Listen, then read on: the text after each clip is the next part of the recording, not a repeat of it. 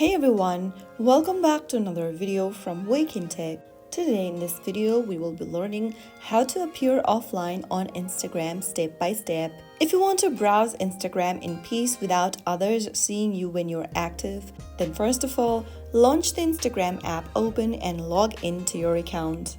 Once you're logged into your Instagram account, go ahead and tap on the profile picture at the bottom right corner of the screen. This will open up your profile, from where you'll need to tap on the three-line menu at the top right corner.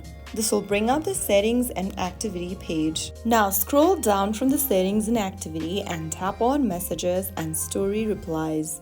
Under who can see that you're online, tap on show activity status and toggle the switch off right next to show activity status, and once turned off, people will no longer see when you were last active or if you're currently online on Instagram. Now you can return back to your DM and check the green active dot that should no longer be visible to others.